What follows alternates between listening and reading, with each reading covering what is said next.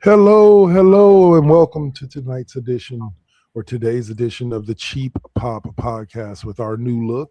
I am your host, Dark Lord 100, and I am here with my co-host, the one and only Rune Scryer. What's up, sir? I'm doing good. Hey, I'm a big giant head right now.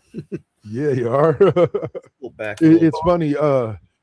Pop culture reference real quick for those old enough to remember it. But I was listening to an old school Bone Thugs and Harmony song called Ghetto Cowboy, in which they are all in the video. They're all old they're all basically a band of old like outlaws in cowboy uniforms, right?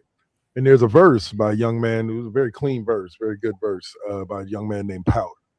And yes, Powder would probably mean what you think it means. Yes, he's the only white dot in the Mo Thug family, but he shows up and names Powder P, does his verse and all that. But then I catch the Mo Thug video for Ghetto Cowboy, and this is where I had Suave dying. Is like a few years after the song was popular, I catch the video for it, and they did that poor white boy wrong. They put that poor white boy in an all black cowboy outfit, black hat, black everything. They set this fool against a black background and told him to rap directly into the camera. The man looked like a floating head. Like you couldn't see the rest of the body because the rest of the body was black in with the background of the shot. I was just like, somebody in visual needs some help. Like that wasn't right. Somebody noticed that and ignored it. I know it. Yeah. All right. So thank you for joining us here on the Cheap Pop Podcast. You can find us on Facebook at the Cheap Pop Podcast 25. And go follow us and check out clips from the show, articles, so on and so forth. All right. So now we jump directly into our first and my favorite topic, or my favorite part of the show, which is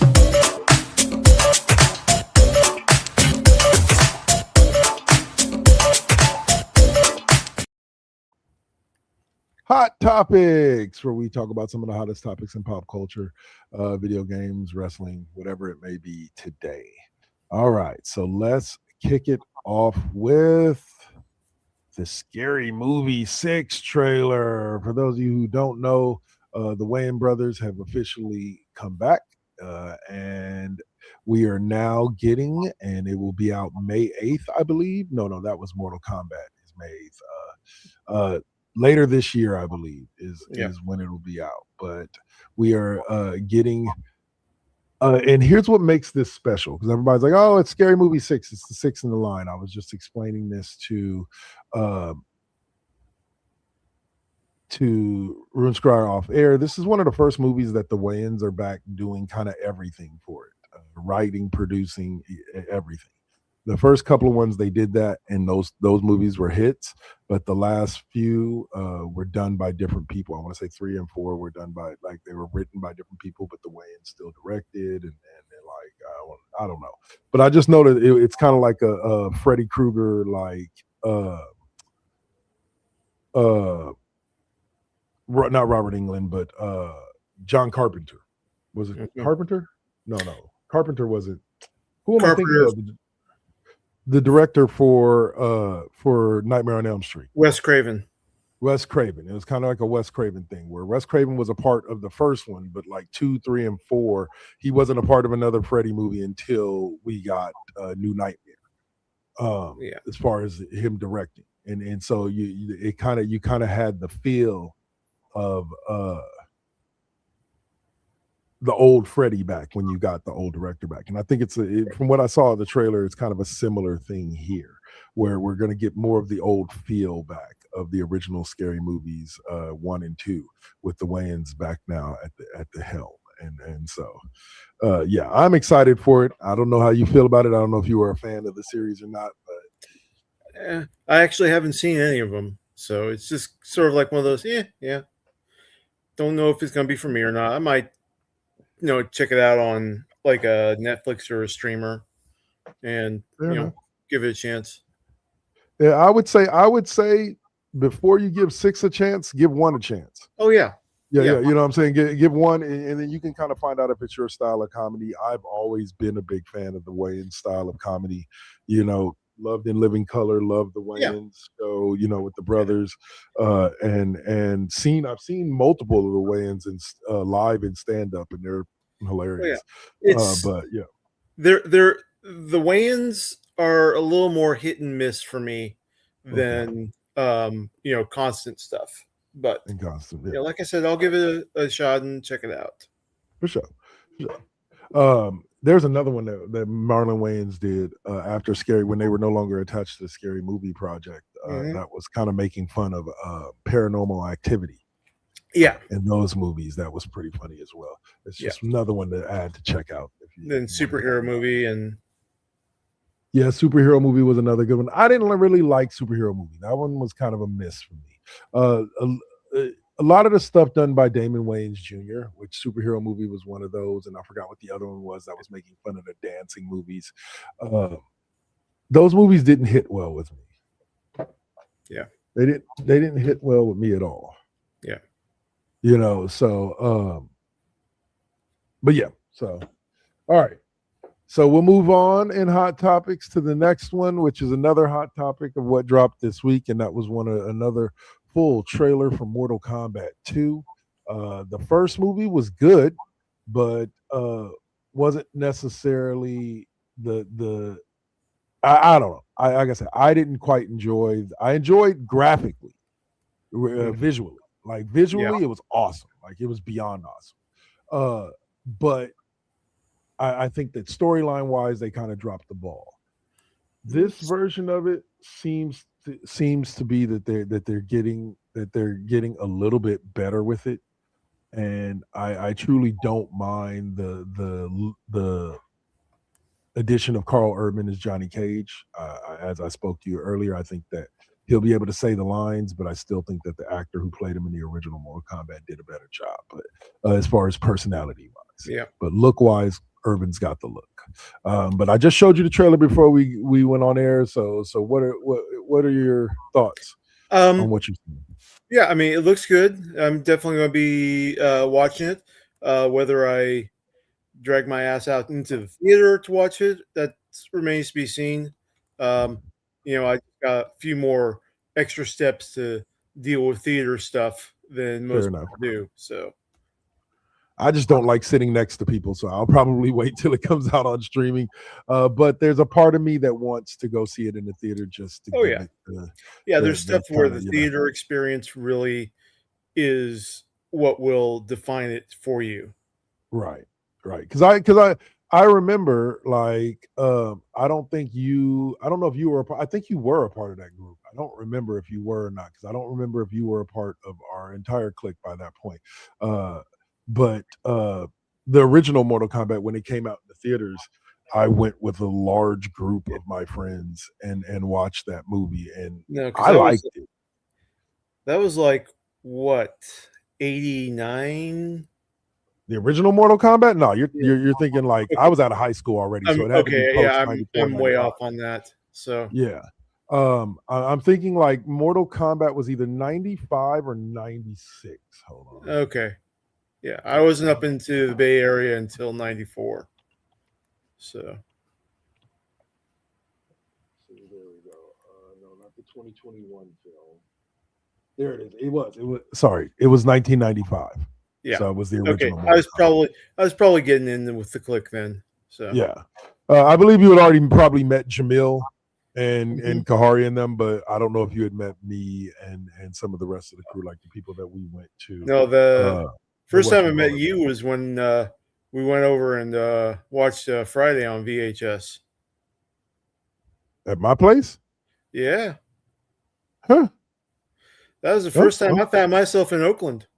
I'm like, Oh no, then that wasn't my place because I never lived in Oakland. That would have had to have been Steve and Jamil's places. okay, One of Steve Jamil's places out there. Yeah, because I never lived in Oakland. dude, I lived in San Leandro. 30 years ago. Okay, you can't expect us to hold those memories anymore.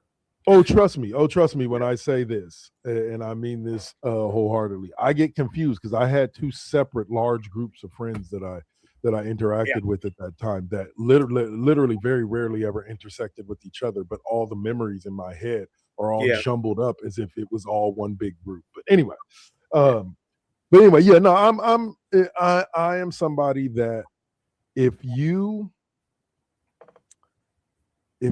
as a director and as a writer write a love letter to me as a fan, I'm gonna try my best to go and support that. And that's what I feel this is. This is definitely a love letter from them to the fans. And we're getting the Mortal Kombat we should have gotten years ago, even though the first one wasn't bad. Like the first one was very well done for what we were dealing with at the time as far as graphics, as far as CGI, so on and so forth. 2 and 3, the second and third Mortal Kombat movie that came out in like 98 and then in 2000, those were horrible. Those were straight to DVD horrible movies. They revitalized the film franchise with the 2021 or 2020 movie, and here we sit with this one. I'm good. I'm like I said, they didn't get my money for 2020 because the theaters were closed, but they might get my money for this. All right, so we'll close out hot topics with that. Got two other things. Okay. What's up? So first off, since we're on the trailer subject, there is a production trailer. It's only 30 seconds, announcing the next Apple Plus series, Neuromancer. Okay. And if you are not familiar with the book, then the trailer is not going to make much sense. But this is the book that not only created the entire cyberpunk genre, this is one of those works where it also has a very complicated relationship with how technology advances. Because Neuromancer was the first time that the word cyberspace was used. It was the first time that we saw the potential for an interconnected telecommunication network on personal computers. It basically, the internet as we know it has been influenced by and has influenced. It's really complicated. Okay. But it's looking good so far. It's good to see Mark Strong is going to be playing one of the characters in there, and it's a really good casting. But I'll be keeping watch on it, and when we get closer, it's coming out this year. But when we get closer and we get a full trailer, I will be bringing that to us. All right, there you go. Keep and an eye then out for that. The second thing is, sadly, looks like Warner Brothers is going to Paramount now.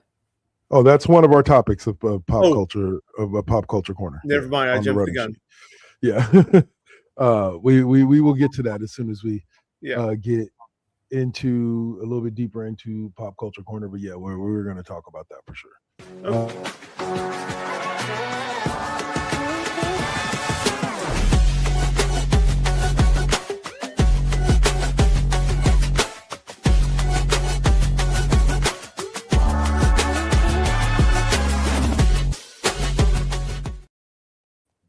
All right, so let's go ahead and kick that off here.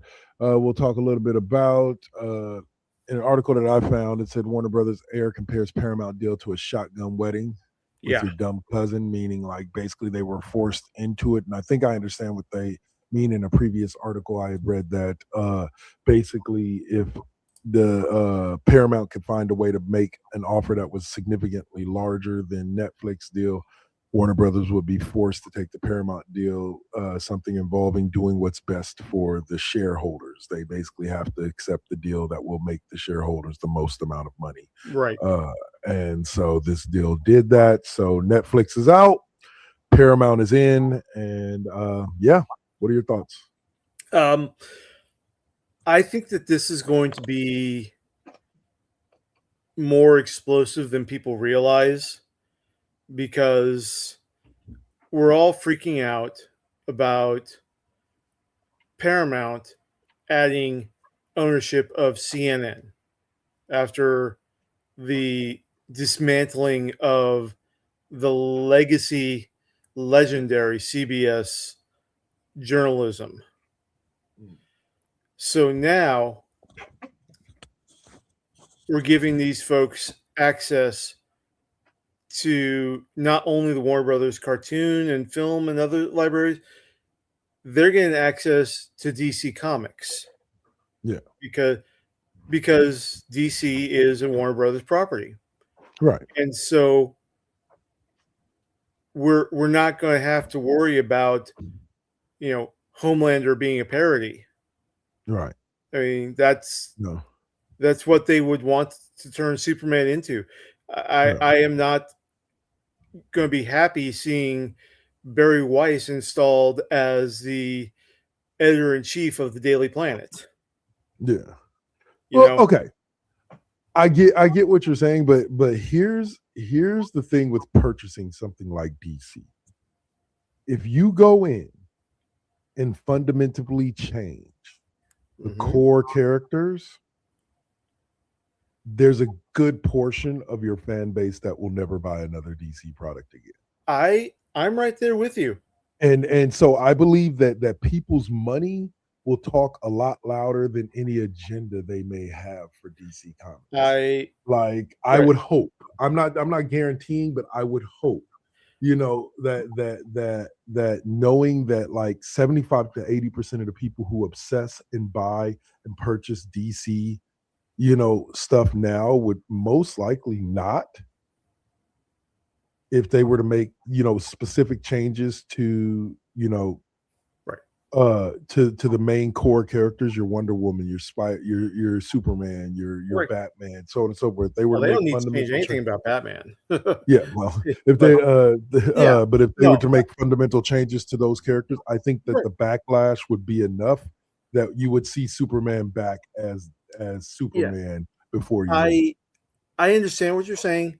I just don't have the same amount of faith in either the general fan base or in the owners.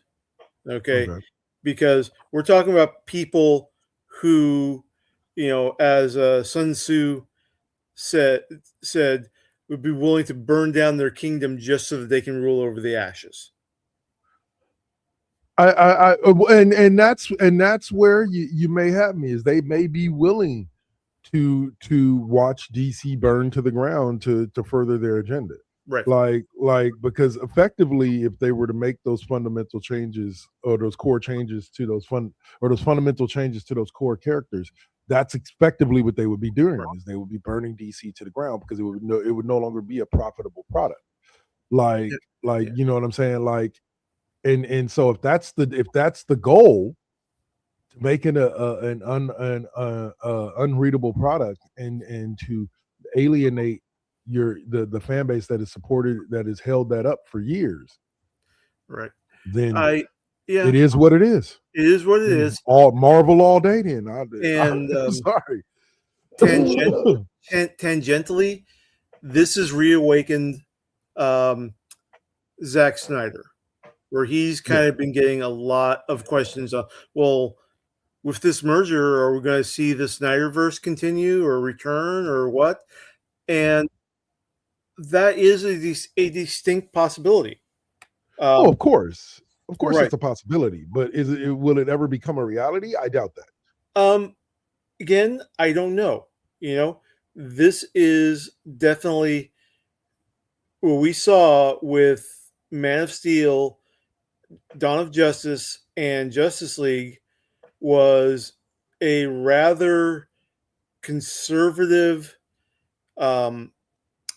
take on the characters, and that's what this is going to be about. Again, if the goal is to burn DC to the ground, right, we see those changes. Yeah. If the goal is to purchase this and continue to have it make money and continue, you don't go off the path it's already on. And that's the other thing. Yeah. So I think what we'll see is these next few months or after the deal passes, because I'm assuming since we're hearing about it now, the deal won't be official for like another 6 to 8 months. Something like that. Once the deal actually happens within the first year, we'll be able to tell whether or not the goal was to buy this and actually run it as a company and make money, or if the goal is to just burn it all to the ground. Because I understand the fears of that happening, and that's a legit and rational fear when people like this take over things like this. Mm-hmm. But I don't believe like in the scenario you're talking about, basically Zack Snyder is allowing himself to be used as a pawn. Oh yeah, to further an agenda.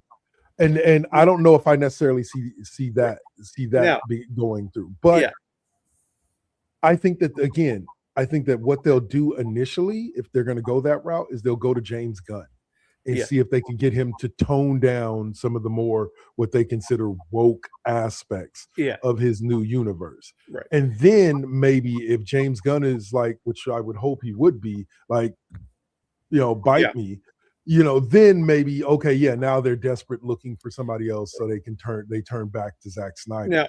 But I don't see them ousting James Gunn just for the hell of it, just to bring back Zack Snyder. No. But as I was telling our boy Jamil yesterday, I was talking with him, I can see a path where the Snyderverse becomes an Elseworld and gets continued every so often, where it's another path to make money, because there are definitely fans of it. Yeah.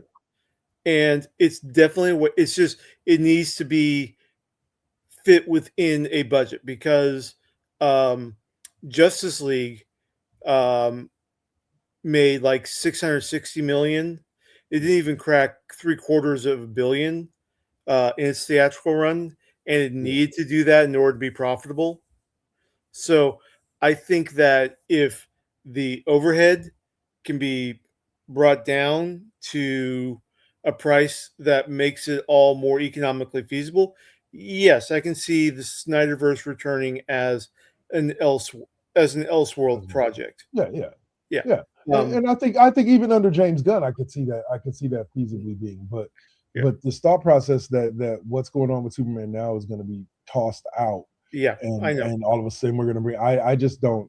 I don't see them being that impulsive. I mean, because I think in all rhetoric aside,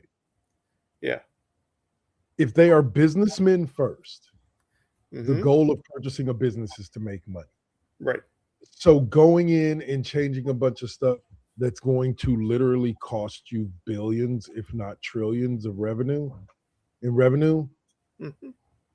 and not knowing where you can make that up at, elsewhere, is what to me says, as a businessman, I think that overrides all. But again, I don't know these people.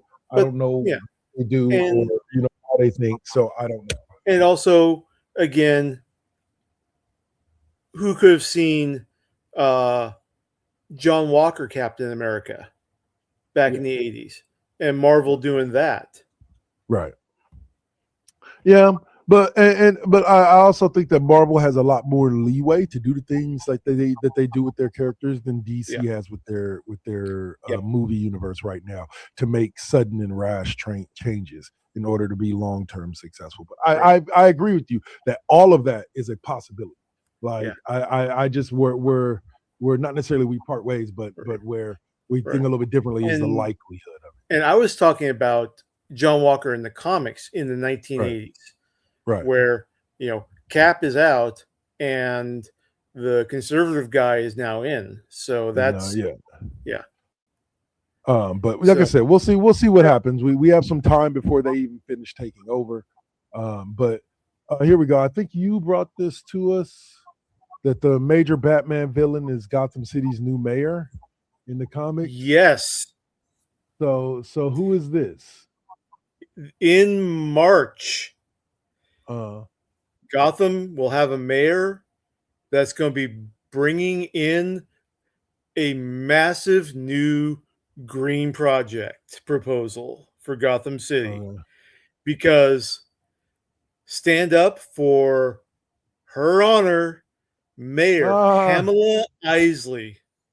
Oh, Poison Ivy, huh? Yep. And that's not the only big thing that's going on in Batman right now. Okay. Because apparently the commissioner of the GCPD is Vandal Savage. Nice. Not Vandal. Yeah. So this is going to be kind of interesting to see the dynamic developing in there. Now, if you don't want to go back and read 50 years worth of comics and you want to know who Vandal Savage is, check out season 1 of Legends of Tomorrow on Netflix, the CW show. And I'll give you a small season 1 of Young Justice. Yeah, or season 1 of Young Justice. Yeah. He appears in both. But yeah, like Vandal Savage is a savage character. I rather enjoyed his villainy. Immortal crime lord. Yes. But yeah, that's pretty awesome. Poison Ivy is the mayor. Yeah. And the first maybe thing that's a little too woke for people, no? Yeah, but the first apparently the first hold on one second. First issue in the arc, which is going to be Poison Ivy 42, I think, in another couple of months. She's settling in, and her first task is she calls Vandal Savage onto the carpet to set things straight, to say, yes, I am that bitch. You are going to do what I say. Wow. I am going to be keeping my eyes on you. Oh my goodness. So it's going to be her and Vandal going at it from a political standpoint, huh? Yeah, I need to see what Bruce is going to be dealing with in there. It's an interesting way to take Batman sort of back to the status quo with the police, where so that's we will see what happens coming up. And speaking of DC, more changes. This year we are getting a new Teen Titans team.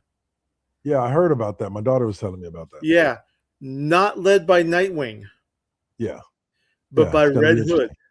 By Red Hood, yeah, she was telling me that. Yeah. Yeah. And we also got Flatline, who is Damien's little boo thing on the team. Okay. And also Fair Play, who's Mr. Terrific's son. Yeah. Who is every bit as intelligent as his dad. Hey. That's going to be fun. Be good. And last DC thing, I managed to get my hands on a copy of History of the DC Universe, the Dakota Incident. Okay. And yeah, nice. That was great. And, nice. It's only a one shot, but it explains why the Dakota folks were not prominently featured, and basically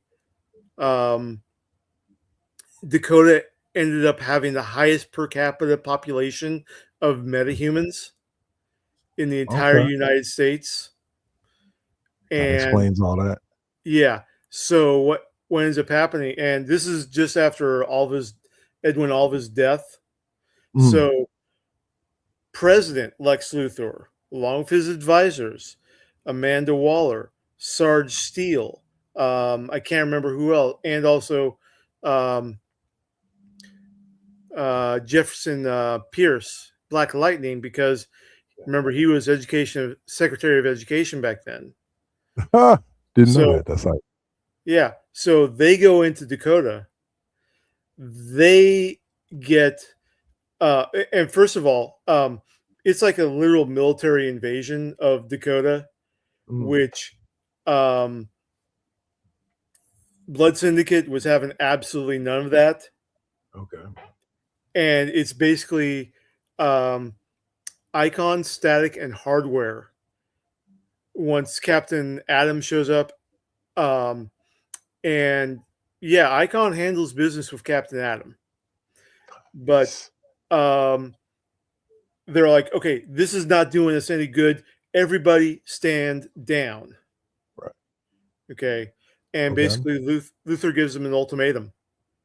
You stop using your powers.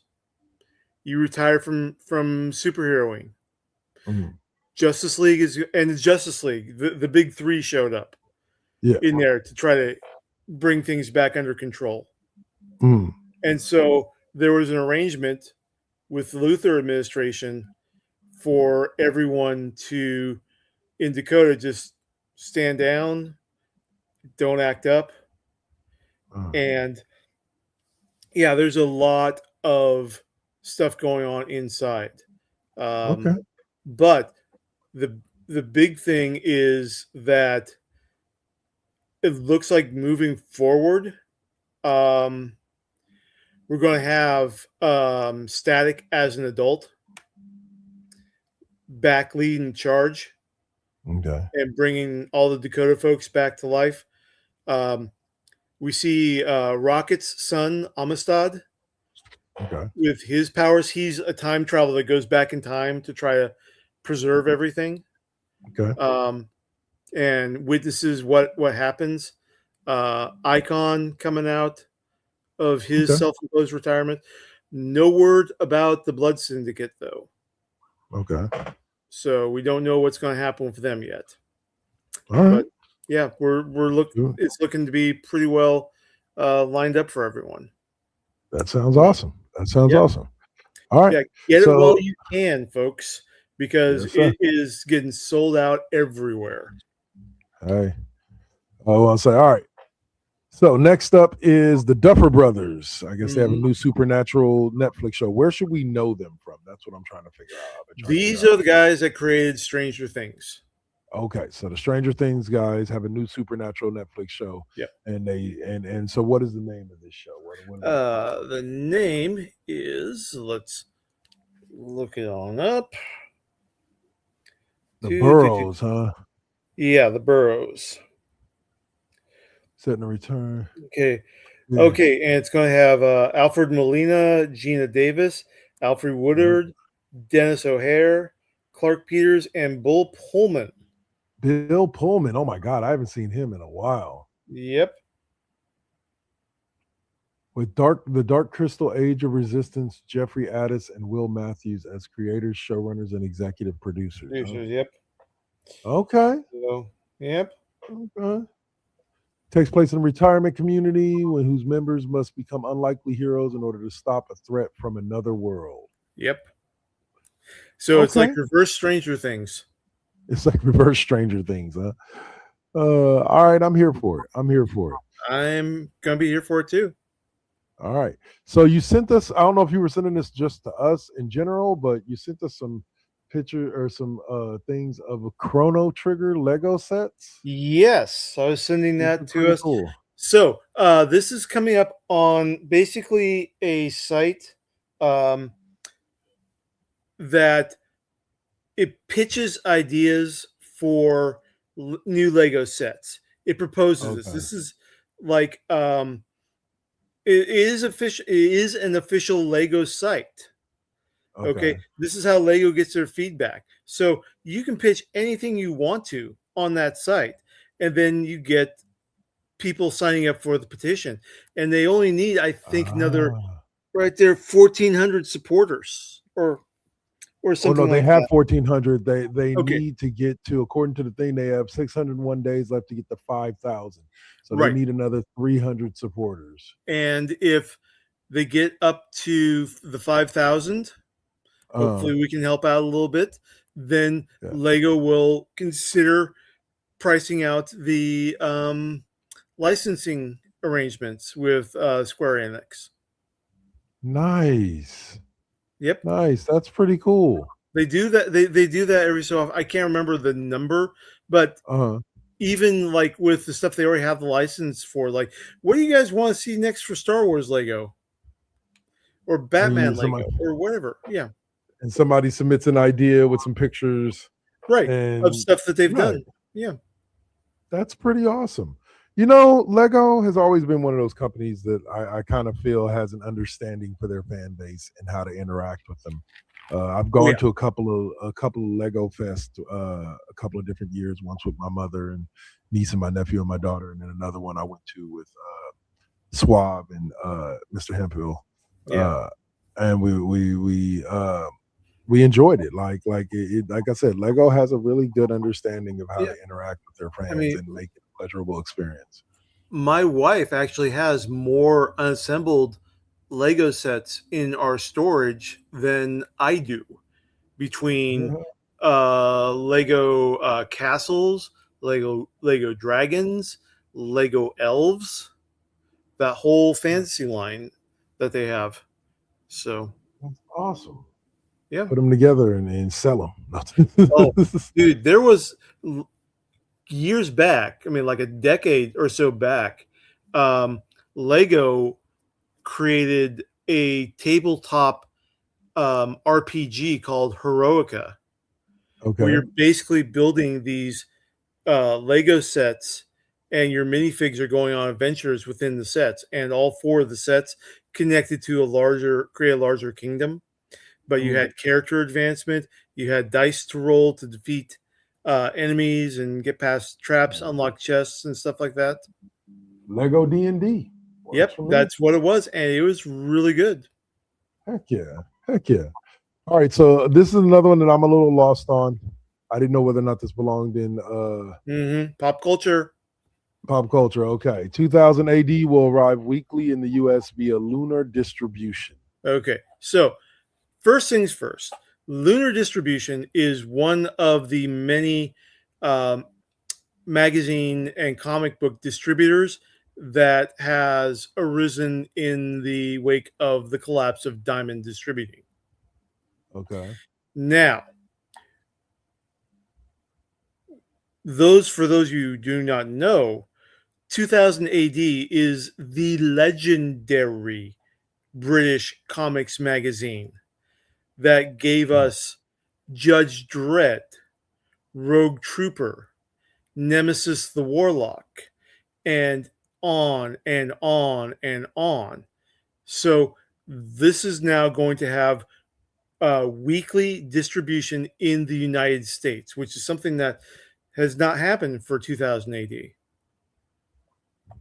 Okay. And now Okay. and now we have a possibility for it to happen. Oh yeah, no, they're doing it. They're doing Nice. it. Nice. Okay, and also, as I understand, lunar distribution is also going to be bringing um, the rebooted heavy metal into the United Really? States from France. Nice. They're the same distribution Nice. company. So yeah, um, good time to be alive, to be a European comics fan living in Yeah. America. Sure enough. Sure enough. All right. So the next subject is just a quick shout out to both Chanika Hodge and Deanna Noel on their NAACP Image Awards, the wins for Marvel's Ironheart. Yeah, Even if that show, as great as it was, wasn't recognized by a lot of the major things, yeah, recognize our own at least. yeah, So I'm absolutely. happy for them. And I thought that. I enjoyed Ironheart. I got the message. I understood what they were saying. Yeah, it was a good show. Yeah, it was a great show. Well written from beginning to end. I Yep. think a lot of people.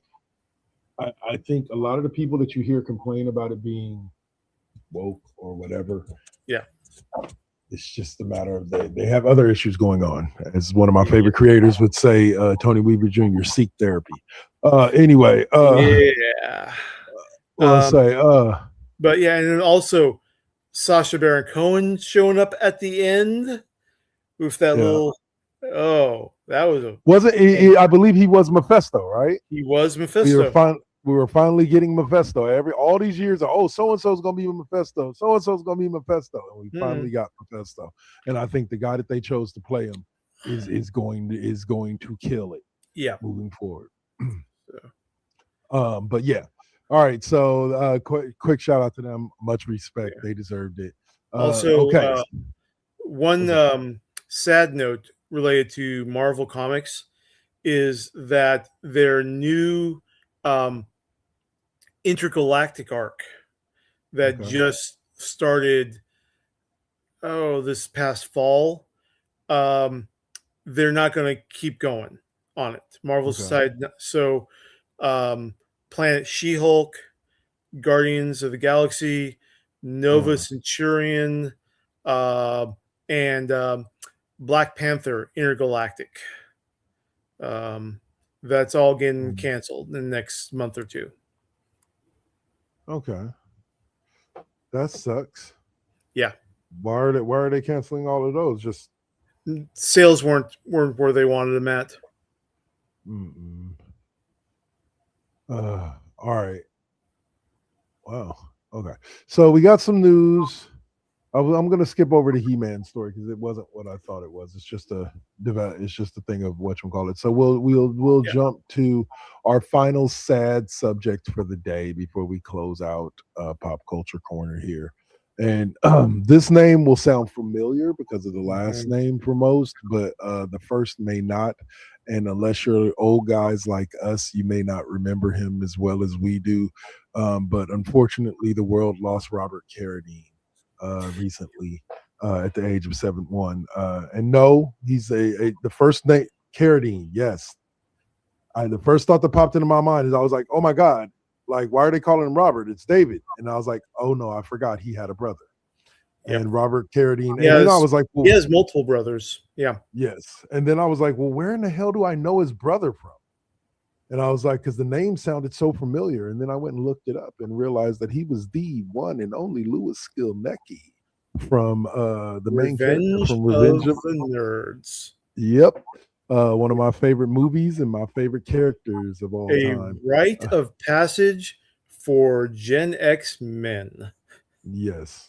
Very much so. I always forget John Goodman was in that movie too. Like I genuinely. Anthony Edwards. Yeah. Okay. Like there's so many star people in that movie that they're getting their start in Hollywood in there. Yep. Yeah. That rap sequence, I think was it from the second one or was that from the first one at the talent show? Yeah, that still sticks with me. Yep. With Lamar. Yeah. I'll say, but it's sad to see him go. Like I said, slowly but surely, as we started off our death list, we were talking about when I first started calling it that, we were talking about the fact that we're watching our childhood pass away bit by bit. And this is another one that's like, wow, like that movie was a huge part of it. I had to, between the ages of I think I was about 11 when that movie first came out, 11, maybe 12. My sister and brother took me to the drive-in to go see it.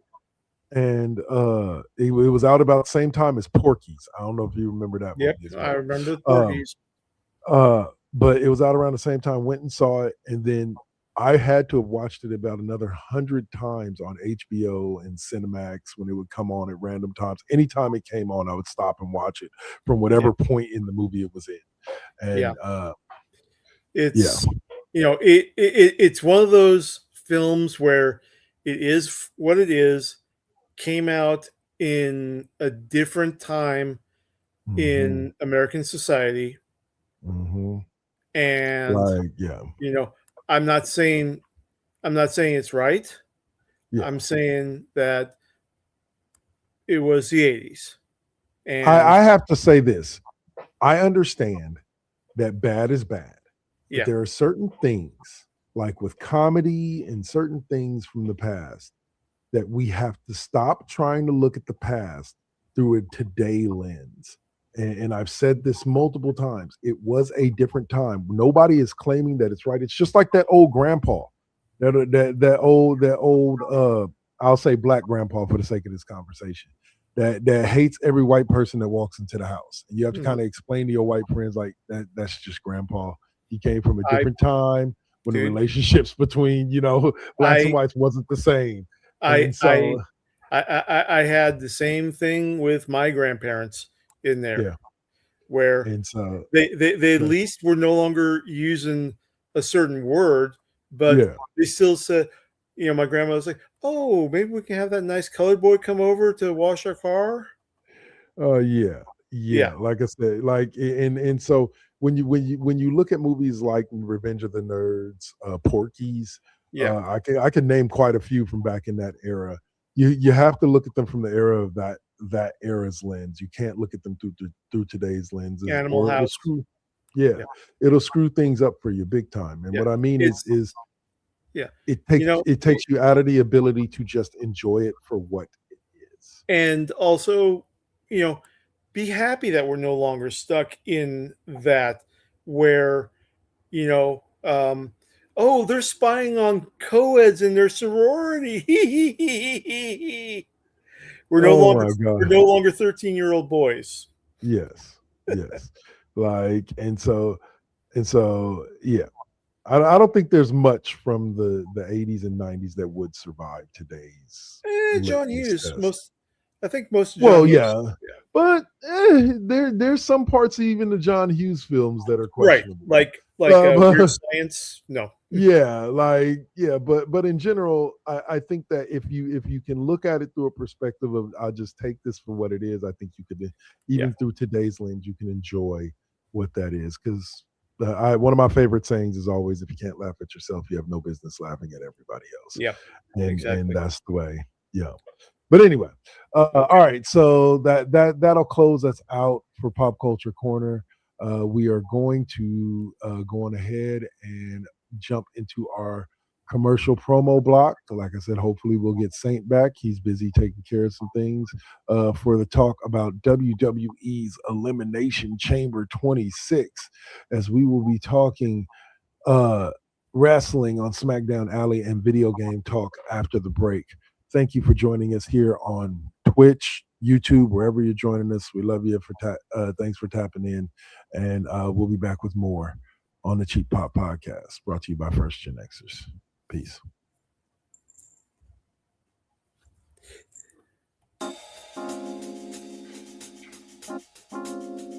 We back at it. Yep, we still doing it. Poetic beat. First GenXers. Gia. Let's get it, y'all. Come on. We back in the building. It's been a long time cooking in the soup kitchen. And I'm chilling with the same. Dropping these beats, won't stop, nope, I can't. Let me get up in the lab, turn it up. Game on with the first GenXers. What's up? Let's flip on the Switch or the Xbox and get up in my zone, I'm clowning. Let me clear my throat for a minute. Shout out to my folks while I'm in it. It ain't nothing but love, it's babe business. I really don't know what's so who ain't feeling this. And this is only the beginning. Now versus then, this is something for the chillin'. Poetic got the joints like McDonald's. I'm loving it. It's the first gen. We're now rocking with Poetic Beats. This is the first GenXers production. Get your PlayStations out. Get your Xbox out. Get your Switch out. Let's get it in, y'all. Holla back.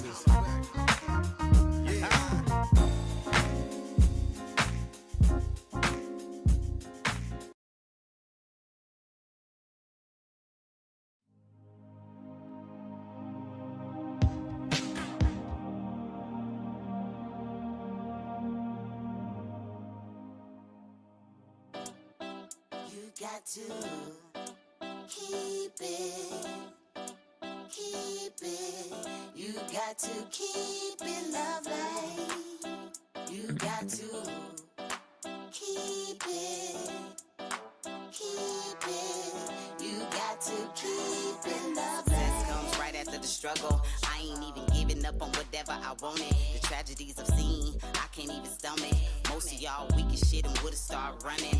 Every time I make it back to the crib, I'm thankful the Most High let me see all of it. Grateful I'm lovely, and I'm being real with this. Please don't judge me. I'ma stay on my shit. Adam's family like dynamic between Pugsley and Wednesday. Like very true. Yeah. Well, I always temper this because I think I did not like the proceeding caution tagline. I've also seen what Chase Center looks like when the Valkyries are fucking playing, so fuck all of you. Because Chase Center is packed no matter what's going on.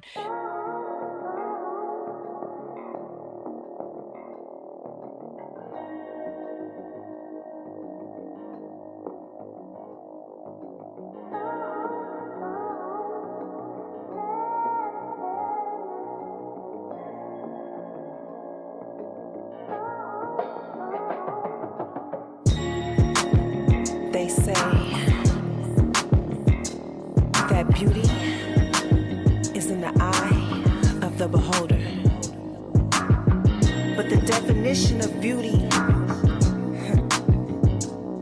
is distorted. Yeah. Come on.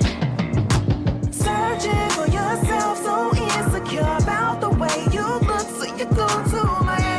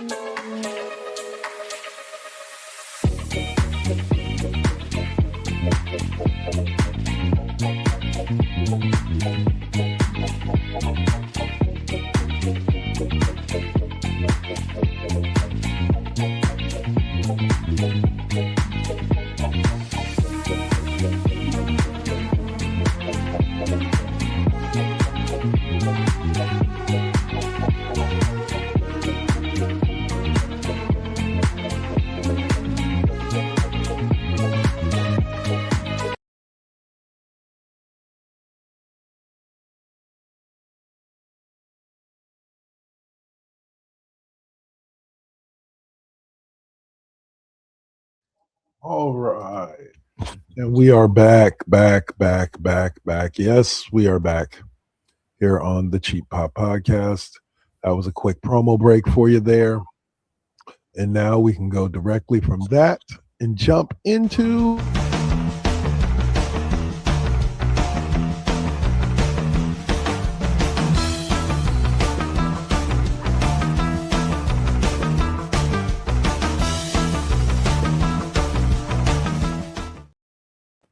all right. So we're gonna get to Elimination Chamber. Did you get a chance to watch Raw and SmackDown? I got a chance to see Raw. So okay, so then we'll open up there and we'll kind of ease you into Elimination Chamber. Yeah. All right. So let's see.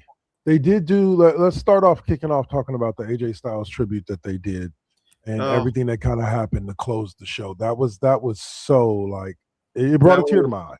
Yeah. The video package that they showed to Creed's hire was very well done. Like I said, whoever they hire to do the video packages for WWE, the dude deserves raises 10 times over because he's been banging them out for years, dating back to WrestleMania 17, like 25 years ago. Yep. But they gave us a great video package. AJ gave us a great speech, and I'm going to tell you now, I believe him. Mm-hmm. I believe he's done. Like I don't think there's some comeback gonna happen later. I don't think. Aside from doing training, yeah. Yeah, I think he said he's already basically signed a contract with WWE to train the younger generation, and he wants to stick with WWE to do it. So I think he's done. I think like we may see him making appearances from here and there, but I don't think we'll see him wrestle again. Yeah, we'll see him on legend contract stuff, but not Right. Yeah. He gets to go be one of the guys in the crowd that they show. Yeah. AJ Styles, AJ, and then he goes home. I can say this as well. The bit with the Undertaker at the end, I kind of liked it. Especially considering he's the one that retired the Undertaker. He did the Barnyard match with him. And have Taker come out and be the one to tell him and to make the announcement that he's being inducted into the 26 Hall of Fame. Yeah, he is the second person in the class. Remember, the first person that was announced was Stephanie McMahon back at WrestlePalooza. I believe she's the headliner, and then AJ Styles as well. So I know just for those two, I'll be tuning into the WWE Hall of Fame this year. But I thought it was great that they immediately inducted him. There's been a debate going around about whether or not he deserved to be inducted before Cena. I mean, I will admit that it's strange. I think that they're saving Cena for a big announcement prior to the Hall. He's going to be like the showstopper announcement for Hall of Fame. If he doesn't, if they don't induct him this year, I don't expect it to be for 2 years, because next year Mania is in Saudi. So I don't believe that they'll do it there. I think they'll want to do it somewhere stateside. So I agree with you. I think either he's going to be like, because we've got 7 weeks to WrestleMania. Yeah. And there's normally about 6 to 8 people who get announced to be inducted. So we've still got like 5 or 6 more announcements coming. So I could see Cena going in on the same card as AJ Styles. Yeah. On the same Hall of Fame card as AJ Styles. Both deserve it. No question. Yeah. But like it is, I will say this. It is gonna be weird to an extent. Now I say to an extent because for Cena, it's not really that weird seeing the WWE without him, because the WWE has basically been without him for the better part of the past 3 to 5 years. Like he came back for feuds here and there, but Cena had been gone to do movies for a while now. So this retirement run was okay, cool. Now you're not now we don't expect to see you ever show up again, other than an appearance here and there. But AJ Styles is gonna feel like there's a hole there. Because I've gotten used to seeing AJ every week. I've gotten used to seeing AJ in big matches and big feuds, at the top of the card for WWE for the better part of the past 10 years. So that's the one that's gonna change. That's gonna change watching WWE for me. Yeah. We outside of AJ's speech at the end of the show, we did get what I felt was an A+ match between Javon Evans and Kofi Kingston. You got the original OG version of Bouncy versus the new young OG in Javon Evans, and it was everything that I expected it to be. Yeah. A lot of high flying spots, a lot of great moments, and a finish that would make you smile. So let's see more of that. Yeah. Let's see more of that. Let's get Javon Evans that push. Yes, and also on Raw this week, we had Paul Heyman come out, not as the wise man, not as the oracle, but once again, as the advocate. That's right. Paul Heyman is back as the advocate for Brock Lesnar. And he came out as the advocate for Brock Lesnar to announce the Brock Lesnar Open Challenge for WrestleMania. So anybody that wants to step up and get sent to Suplex City can do so at this year's WrestleMania. They did not announce an opponent this week, even though it looked like Brock expected somebody to come out. So I wonder what was up with that. You know, if you watch the segment, it looked like Brock expected somebody to come out. But nobody came out, and they went into the back. But the challenge has been laid down. It's weird. It's funny to think who's going to pick up that gauntlet. Who can you? Because I was going to say who could use that rub, but I don't think they're beating Lesnar. Like whoever steps up for the Brock Lesnar Open Challenge, I don't think they're beating Lesnar. Yeah, I mean, he doesn't really have. There's no heat with anyone between Brock and anyone. Right. You know what I could see?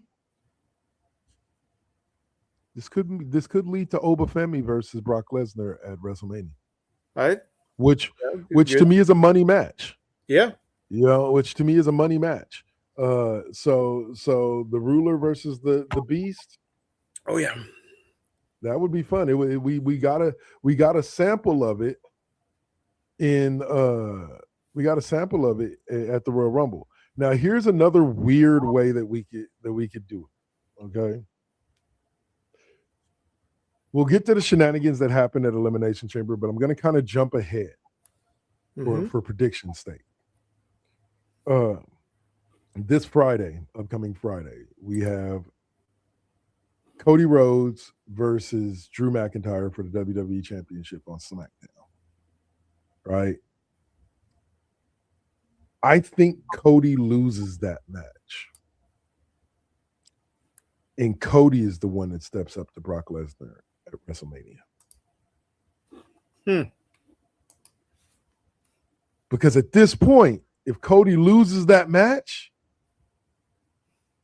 then we have then Cody's not in any of the main events at WrestleMania for like the first time in 3 years. So it's going to be interesting to see how WWE plays it. But the Brock Lesnar Open Challenge leaves a lot of places for a lot of people to go, and we'll discuss also that when we discuss the shenanigans of Elimination Chamber, because my predicted winner for Elimination Chamber did not actually win. So we had the men's and women's Elimination Chamber qualifier. There's rumors speculating that Bronson Reed was supposed to win the triple threat match on Raw. But since he got hurt, that's why Jay won. Right? But we'll get to that when we get to SmackDown and how they kind of pivoted off of that. We had a women's Elimination Chamber qualifier where Raquel Rodriguez became the final woman, beating Io Sky and Kairi Sane. And yeah, it was a hell of a match. Let's see. And that was pretty much about it. CM Punk came out and cut a promo about Finn Balor and Roman Reigns, and Liv Morgan addressed her decision and made her decision that she's going after Stephanie Becker and not Jade Cargill at WrestleMania. So that meant that the winner of the Elimination Chamber on Saturday would go on to face Jade Cargill at WrestleMania. So okay, I like that. All right, so here's the thing that we have to stop by SmackDown for. SmackDown opened this week with Jey Uso being loaded into an ambulance. After having been attacked.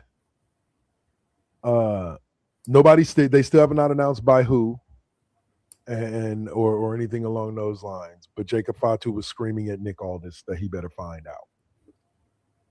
So this led through a bunch of shenanigans throughout the night that led to Logan Paul versus Jacob Fatu for Jey Uso's Elimination Chamber spot. Which unfortunately was won by Logan Paul. Yeah. So I would have rather have seen Jacob Fatu, but whatever. So SmackDown was pretty good. You had Logan Paul win. The Irresistible Forces knocked off Riho for the women's tag team titles, unfortunately. So, but I kind of saw that coming with WrestleMania coming up. And when you hear about the results of the Elimination Chamber women's match, you'll understand why I think that was a good choice that they did this. Carmelo Hayes defeated Matt Cardona via pinfall to retain his U.S. title. I think he's doing great with that. Uncle Howdy and Solo Sikoa have a great feud going now. They had a one-on-one match, which Uncle Howdy won, but the MFT still walked off with the lamp. So the lamp is still in the possession of the MFTs. Boo. Tiffany Stratton defeated Kairi Sane in an impromptu match. She was supposed to face Asuka. Jordan Grace defeated Candice LeRae with Johnny Gargano laying planked on the on the announcer's desk, and that was just great. That was just the best scene, the best part of the show ever. Outside of this, due to a backstage segment the previous Friday, Obafemi and The Miz found themselves standing across the ring from each other. Now, if you want to catch this clip, go over to WWE on YouTube. You can catch this clip. The Miz tries to talk himself out of the match. He tries to talk himself into becoming Oba's mentor and tag team partner. Oba even came up with a name and called them the Awesome Rulers. Crowd wasn't buying it. Yeah. Oba promptly looks at Adam and says, Miz, you gonna die tonight. And he promptly proceeds to beat the living snot out of the Miz before hitting him with a fall for grace for the 1, 2, 3. But the segment between them going back and forth and Miz trying to convince him to let him be his manager, and instead of facing him in the match was just pure Miz gold. I love this guy for a reason. Like, I hated him when he first came out, when he first joined WWE. He's become one of my favorite wrestlers ever since then. If you want to see the moment when The Miz became one of my favorite wrestlers, you have to go back to WrestleMania, where he faced John Cena for the WWE Championship and his Hate Me Now video package. And it really turned the corner for me when it came to The Miz, and I began enjoying him as a character. All right, so now we move on to the Elimination Chamber.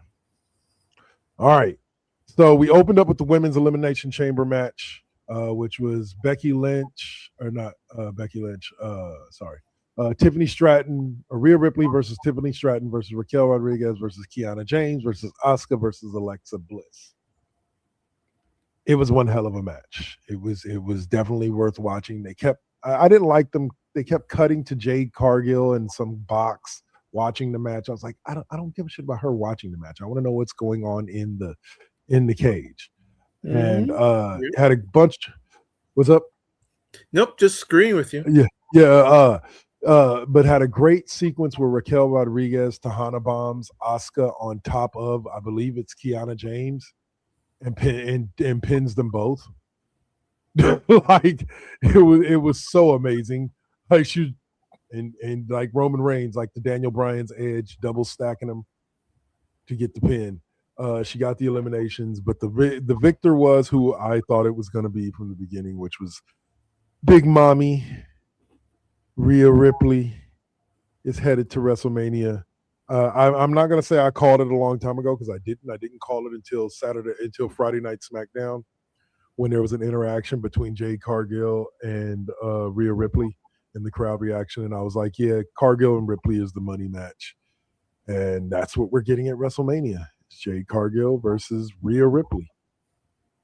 And I don't know if Jade's up for this, but I'm hoping that she is, because it's going to be a hell of a match. Based on last year's or what was it? Last year or 2 years ago, when Becky Lynch faced Rhea Ripley, that match was brutal. But yeah, Tiffy gave us some great moments. I think this is a one that you would want to see your girl in, Dave. Sal Ruka one day. I think she would be really good inside of Elimination Chamber. It is brutal on the body though, and unfortunately, my Lexi Bliss was the first one eliminated. Boo, boo! I wanted to see more of Lexi. All right, so we went from that match to the Women's Intercontinental Title match with the greatest woman to ever wrestle. And I'm not the only one who says it. Sports Illustrated says it. The Bleacher Report says it. They all say it. She's the greatest women's wrestler ever. Except for last night when she promptly lost to AJ Lee and gave up her Intercontinental Championship. So we have a new women's Intercontinental Champion, and that is the one and only AJ Lee. And I'm here for it. It was, again, a good match. Becky dominated most of it. But AJ Lee, of course, came out with the victory at the end, with making Becky tap, of all things. Love it. So that led us into our next match, which was, of course, the World Heavyweight Championship match, which was CM Punk taking on Finn Balor. They gave CM Punk a pretty special intro, and I loved it. It was using the ring announcer from the Bulls, the iconic dude they used to call Michael Jordan's entrance into the Bulls games, and he called in for CM Punk, and yeah, it was very well done.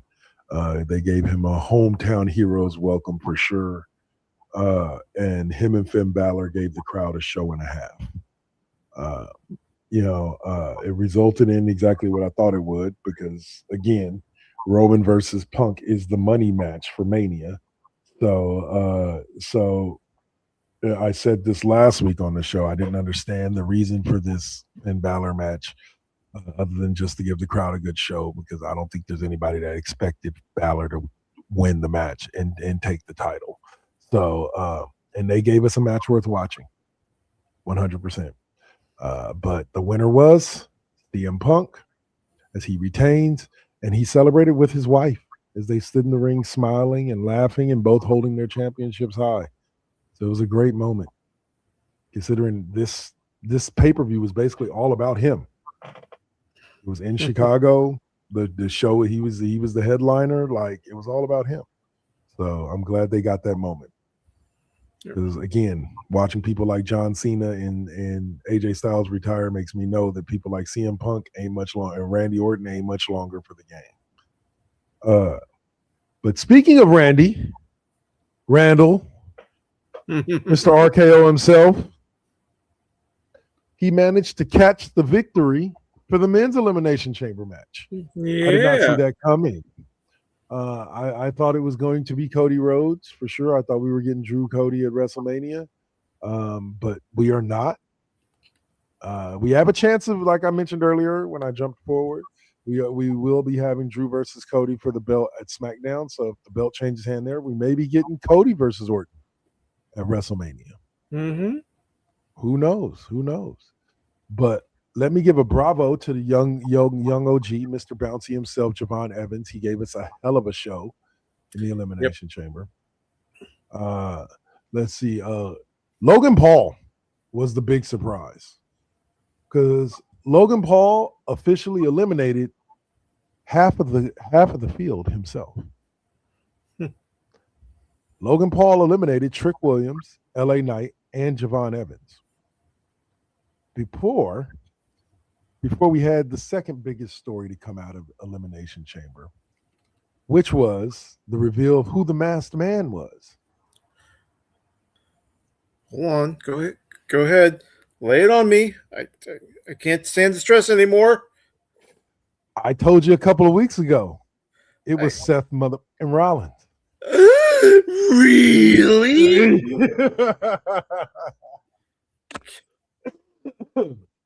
Oh man. Yeah, that reveal, it was a good reveal the way that they did it. Yeah.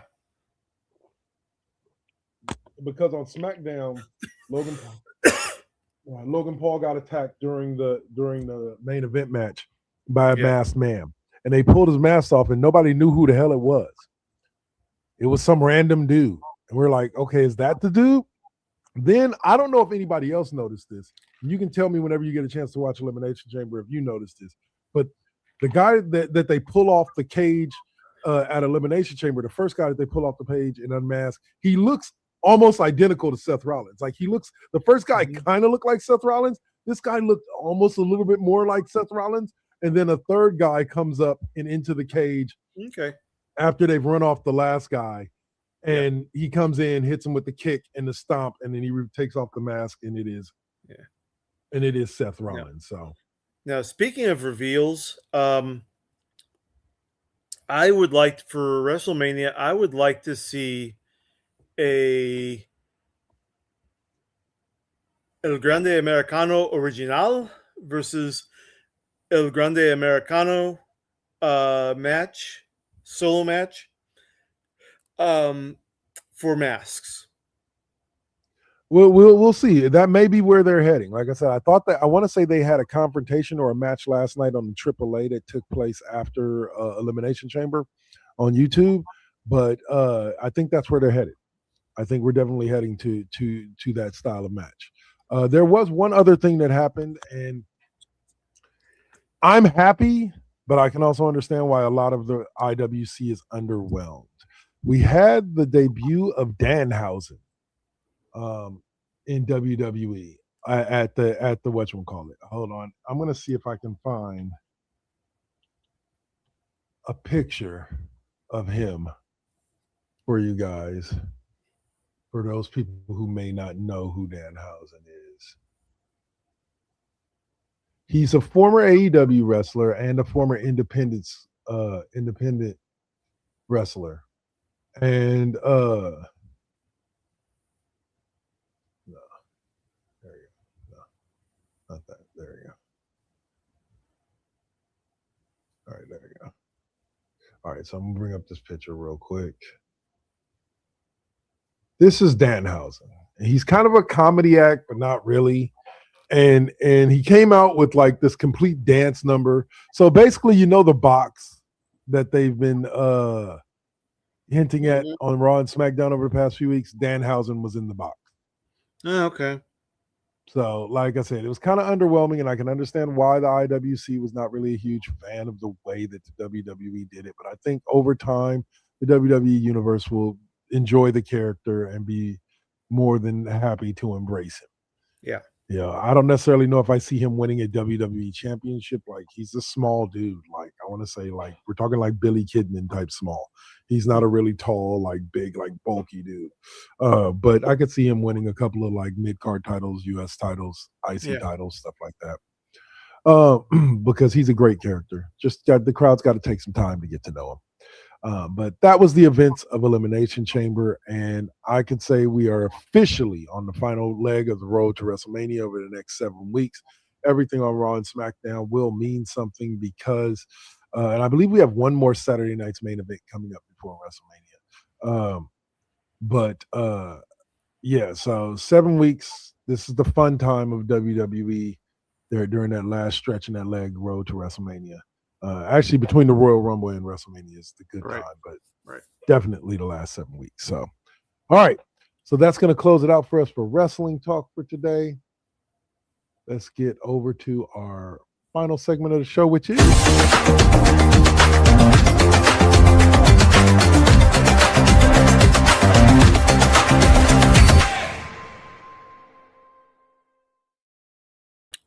all right. Cheap Pop game reviews. I see that you had a story for us about Nakon, sorry. Yep. So, developers behind Greedfall, which was pretty popular when it hit, did very well. And, well, nope. The studio shuts down just a few days before the release of Greedfall 2. Oh, no. That's not cool. No, it is not. Okay. So, yeah. What does this mean for us? Well, just means that they so here's some of the other stuff that they had besides Greedfall. Hell Is Us, RoboCop, so Test Drive Unlimited. So probably means that we're not going to get a sequel to RoboCop Road City. Oh, great! That was one of Saints ones that he loved, wasn't it? Yep. Oh, he's gonna be sad to hear that. Yep. Their studio shut down. So, Sorry.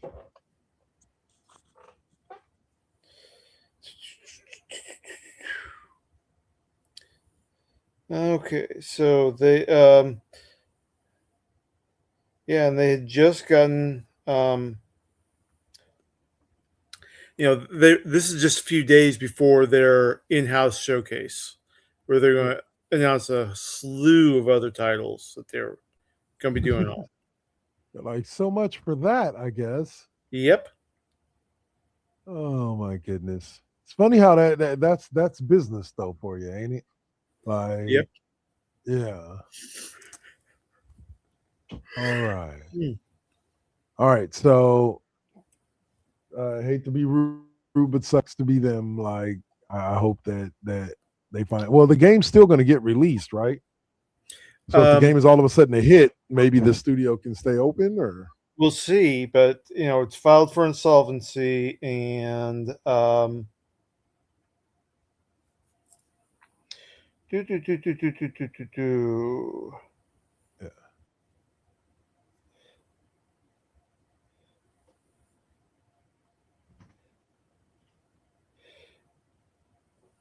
Well, yeah, I guess Greedfall 2, The Dying World, will be released on March 12th. Nice. Yep. All So right. we'll see. That could be the final release from them.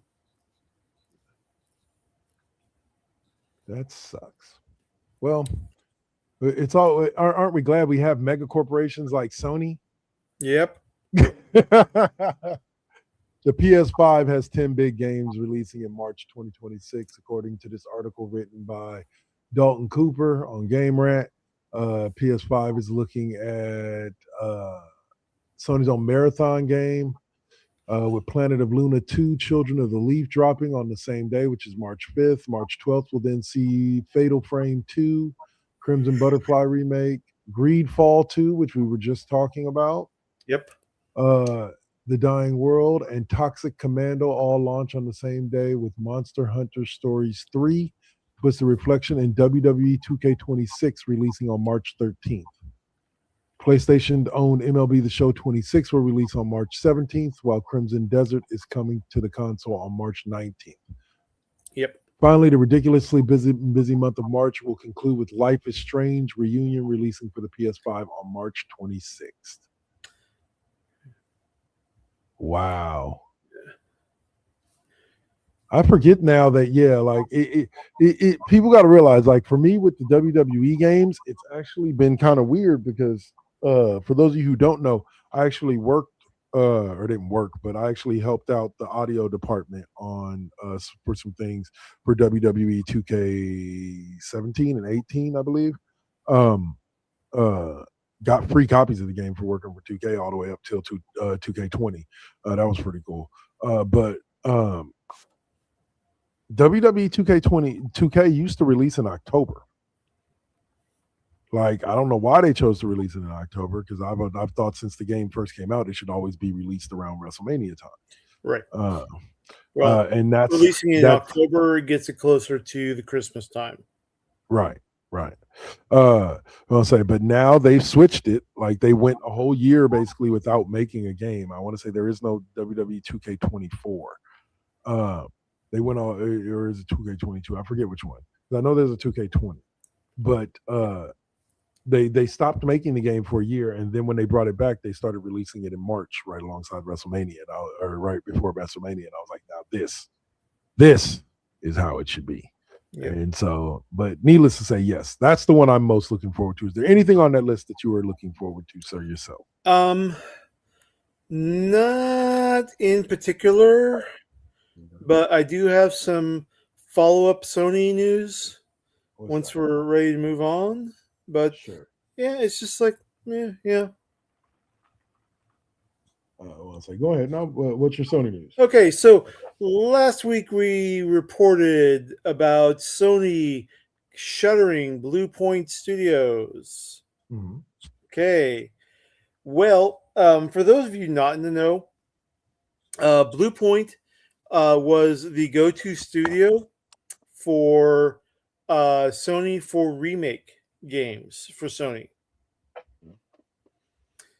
And so apparently, just a few days after that, PlayStation Germany put up a poll.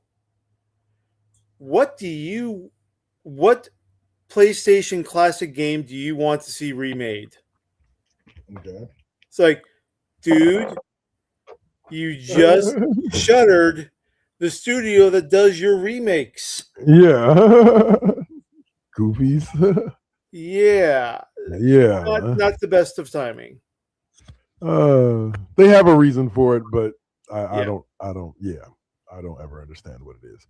Anyway, but yeah, no, that's quite interesting. Well, let's see what game the people choose, and let's see what Sony does with that information. That's going to be the Yeah. important part, right? All right. Here, I do have some bad news for PC gamers. You know, PC Mhm. Master Race and all, Mr. Tech Tinkers. I want to say that it's being said that if you want to play Wolverine, you'll probably have to buy a PS5. Sony is saying Sony may be pulling back on the PC ports. Yeah. For the game. So if that's what they're doing, yeah, I guess they're looking to try to boost sales by funneling everybody that wants to play the game to a PS5. Kind of, like I want to say that, video game companies have had this idea before. Mm-hmm. Yeah, with console exclusive games. I still like. I'll say this before I let you jump in with your thoughts, sir. My favorite time in gaming was when a game like Soul Calibur came out for every single system, but there was a small tweak with the game. Like there was a different character that you could only get for that console. I like that idea more so than I like an individual game only being available on one console. But your thoughts, sir? I understand what you're saying. But at the same time, that's also, well, the economy is just not right for that anymore. That we've got. And in general, Sony has the typical business outlook of, well, why should we make billions when we can make millions by keeping it all proprietary? This is not new behavior from Sony. Yeah. It's what we've seen before. It's what we expect from them. I mean, for God's sake, they're rebooting the Spider-Verse. Yeah. Again. Yeah. Okay, just toss those yen into the fire. Why don't you? Oh my God. They are, like I said, they make weird decisions, but it seems, they make weird decisions, but it seems to all be in the gauge of whatever their master plan is. Yeah. But yeah, I just don't get it. I have spoken up on multiple occasions and said that I've never understood the thing with console exclusive games. I think the games, if developers want to make money, they should be making games available to everybody. PC, Xbox, Switch. It should be available everywhere. That's how you're going to maximize your profits. Right. But whatever. All right. So last subject is this. I don't quite understand what this means. Maybe you can explain it to me. Fallout 3 remastered, Shadow Drop teased by Bethesda Studio. Okay, so basically, Fallout 3 is, we know that there's a remaster coming. It's in the works. Okay. Fallout 3 basically being the Capital Wasteland, the DC area, and more importantly, where we first encounter Liberty Prime that we saw at the end of the TV series, the blueprints for. Okay. So, but the shadow drop just basically means that, yeah, we're working on it, but we're not going to let you know. So you got to keep watching and following, and, we'll Paying tell you when it attention. hits the stores. Yeah. So it's just Bethesda playing games, basically. Yeah, pretty much. Go figure. A video game company plays games with the people who spend their money at the video game company. Yep. One last side note, real quick, was and this dates back to the pop culture segment. I should have brought this up at the end, but recently there has been a new season, and I say new season, yes, of Scrubs that has dropped. It's not a reboot, it's not a remake. It's literally a continuation of the stories of the original Scrubs that went for 9 seasons. So this would be season 10, and I've watched the first 2 episodes. Similar comedy to exactly the original series.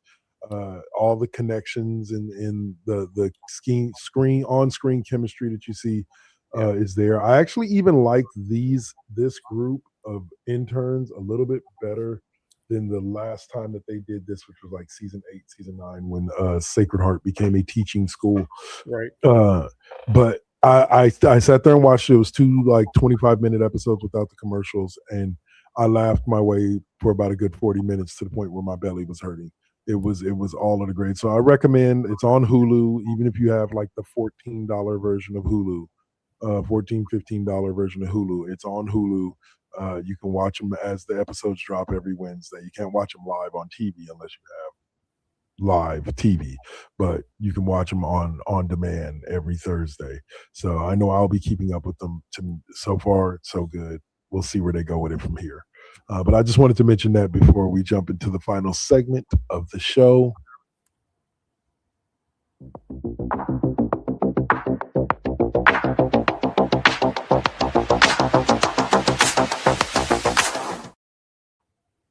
Where can we find you next?